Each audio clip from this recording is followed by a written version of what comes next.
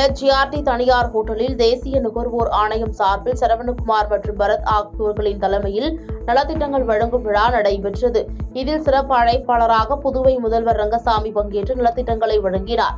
அவருக்கு தேசிய நுகர்வோர் ஆணையம் சார்பில் உற்சாக வரவேற்பு அளிக்கப்பட்டது.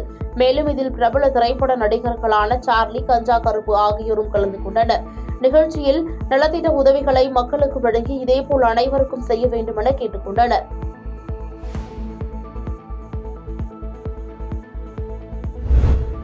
சென்னையில் இருந்து விமானம் மூலம் கோவை வந்த தமிழக சுகாதாரம் மற்றும் மக்கள் நல்வாழ்வுத்துறை அமைச்சர் மா. சுப்பிரமணியன் செய்தியாளர்களை சந்தித்து பேசினார். அப்போது மெடிக்கல் சர்வீஸ் ரெக்வயர்மெண்ட் போர்டு அமைப்பின் சார்பில் 1021 மருத்துவர்களுக்கான பணி நியமனங்கள் விரைவில் நடைபெற உள்ளது.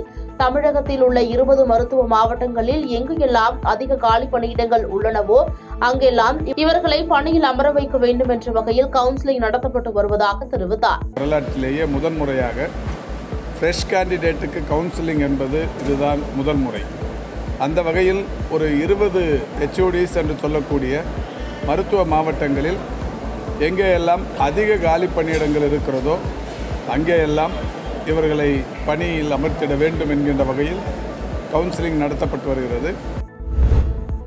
சென்னை துரைப்பாக்கம் பகுதியை சேர்ந்தவர் லோகினி. இந்நிலையில் அதே பகுதியை சேர்ந்த 193வது வார்டு திமுக வட்ட செயலாளர் ஆனந்த் என்பவரின் மகன் சஞ்சய் இருவரும் நண்பர்களாக பழகி வந்த நிலையில் சஞ்சய் லோகினியிடம் காதலிப்பதாகவும் திருமணம் செய்து கொள்வதாக ஆசை வார்த்தைகளை கூறி அடிக்கடி உறவு வைத்துள்ளார்.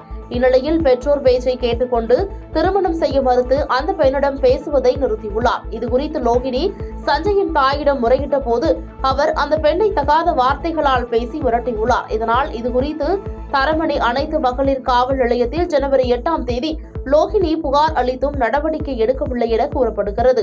இந்நிலையில் அந்த தரப்பினர் பெண் மீது அவதூறு பரப்பியதாக புகார் அளித்துள்ளனர். மேலும் பெண்ணிற்கு தொடர் மிரட்டல் விடுத்தும் பெண்ணின் படத்தை ஆபாசமாக சித்தரித்து சமூக வலைதளத்தில் பரப்பி விடுவதாகவும் புகாரை வாபஸ் பெற வேண்டும் எனவும் மிரட்டுவதாக பாதிக்கப்பட்ட பெண் செய்தியாளர்களுக்கு பேட்டி அளித்துள்ளார். இதுகுறித்து உயரதிகாரிகள் உரிய நடவடிக்கை எடுக்க வேண்டும் எனவும் கோரிக்கை வைத்துள்ளார்.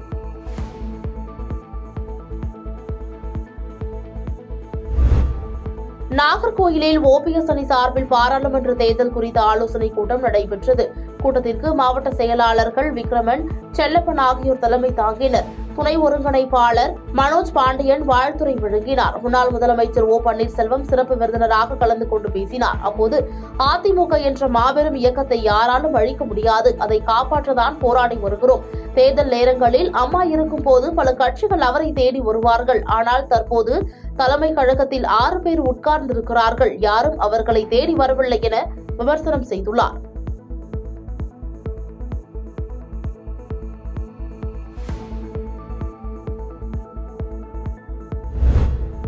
நாடாளுமன்ற தேர்தல் நெருங்கி வருவதால் அரசியல் கட்சியினர் பரபரப்பாக தேர்தல் களத்தில் இறங்கியுள்ளனர். அந்த வகையில் வரும் நாடாளுமன்ற தேர்தலில் இந்தியா கூட்டணியில் தேசிய அளவில் காங்கிரஸ், திரிணாமுல் காங்கிரஸ், கம்யூனிஸ்ட் மற்றும் திமுக உள்ளிட்ட பல்வேறு கட்சிகள் இடம்பெற்றுள்ளன. தற்போது இந்தியா கூட்டணி கட்சியினரிடையே தொகுதி பங்கீடு பேச்சுவார்த்தை நடைபெற்று வருகிறது. இந்நிலையில் வரும் நாடாளுமன்ற தேர்தலில் இந்தியா கூட்டணியினர் வெற்றி பெற வேண்டிய உலக புகழ்பெற்ற திருச்செந்தூர் அருள்மிகு சுப்பிரமணிய சுவாமி திருக்கோயிலில் மீன்வளத்துறை அமைச்சர் அனிதா ராதாகிருஷ்ணன் சிறப்பு பூஜை செய்து வழிபாடு நடத்தினார்.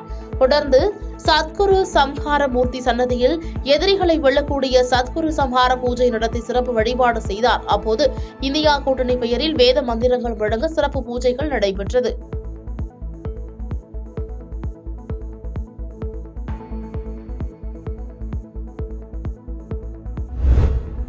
கிருஷ்ணகிரி மாவட்டம் குருபரப்பள்ளி அருகே சென்னை பெங்களூரு தேசிய நெடுஞ்சாலையில் சென்னையிலிருந்து கிருஷ்ணகிரி மாவட்டத்திற்கு சென்ற தமிழக வாழ்வுரிமை கட்சியின் மேற்கு மாவட்ட செயலாளர் சபரி மற்றும் அவரது கட்சி ஆதரவாளர்கள் 2 ஆகிய 3 பேரும் சென்னையிலிருந்து ஒசூர் நோக்கி சென்று கொண்டிருந்த போது லாரியின் மீது எதிர்பாராத விதமாக மோதி விபத்திற்குள்ளானது. இந்த விபத்தில் சம்பவ இடத்திலேயே தமிழக வாழ்வுரிமை கட்சியின் மேற்கு மாவட்ட செயலாளர் சபரி பரிதாபமாக உயிரிழந்தார். பின்னர் தகவல் அறிந்து வந்த குருபரப்பள்ளி போலீசார் படுகாயமடைந்த 2வரையும் மீட்டு அரசு மருத்துவமனைக்கு அனுப்பி வைத்து விசாரணை மேற்கொண்டு வருகின்றனர்.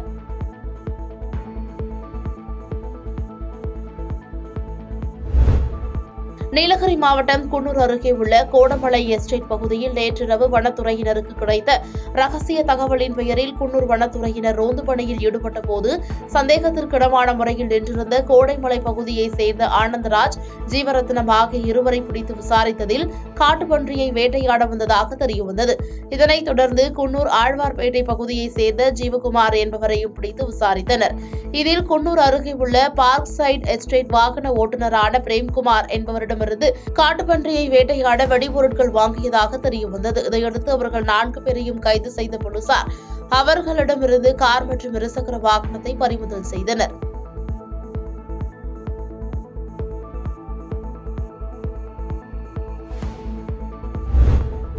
விழுப்புரம் மாவட்டம் வானூர் தாலுகா திண்டிவனம் புதுச்சேரி புறவழி சாலையில் போலீசார் வாகன சோதனையில் ஈடுபட்டுக் கொண்டிருந்தனர். அப்போது திண்டிவனத்திலிருந்து புதுச்சேரி நோக்கி வந்த காரை சோதனை செய்தபோது காரில் இருந்த 3 பேர் முன்னுக்கு பின் முரணாக பேசியுள்ளனர். இதனால் சந்தேகமடைந்த போலீசார் காரை சோதனையிட்ட போது காருக்குள் போதைப் பொருட்கள் இருப்பது தெரியவந்தது. இதையடுத்து அவர்களிடம் விசாரித்ததில் தடை செய்யப்பட்ட போதைப் பொருட்கள் ஆரோவில் அடுத்த மொராட்டாண்டி பகுதியில் கடை நடத்தி வரும் நாகமணி என்பவரிடம் கொடுத்து விற்பனை செய்து வந்தது தெரியவந்தது. இதையடுத்து அவர்கள் 4 பேரையும் கைது செய்த போலீசார் அவர்களிடமிருந்து 49 கிலோ போதைப் பொருட்கள் மற்றும் கடத்தலுக்கு பயன்படுத்திய காரையும் பறிமுதல் செய்தனர்.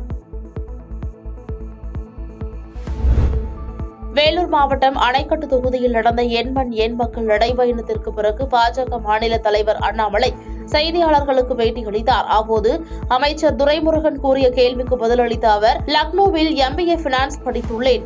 அமைச்சர் துரைமுருகனை விட எனக்கு அதிகமாக பைனான்ஸ் தெரியும் என்று அமைச்சர் துரைமுருகனுக்கு பதிலடி கொடுத்தார்.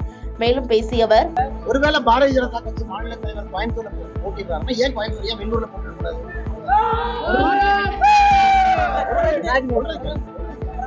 என்ன சொல்றது கேட்கிறேன். என்னை கட்சி போட்டிடுங்கன்னு சொன்னா முதல்ல கட்சி போட்டிடுன்னு சொன்ன முதல்ல, 2வது கட்சி 39 தொகுதியில இங்க போட்டிடுன்னு சொல்லணும். அது எனக்கு கடமை. கட்சி சொன்னா நான் கேட்கணும். அதனால ஏன் கோயம்புத்தூர்னு சொல்றீங்க, ஏன் இன்னொரு ஊருக்கு சொல்றீங்க?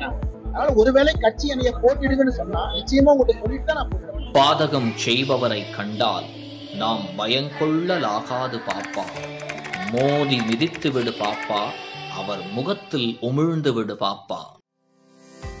அண்மை செய்திகளை உடனுக்குடன் தெரிந்து கொள்ள இணைந்திருங்கள் இயம்நாடு தொலைக்காட்சியுடன்.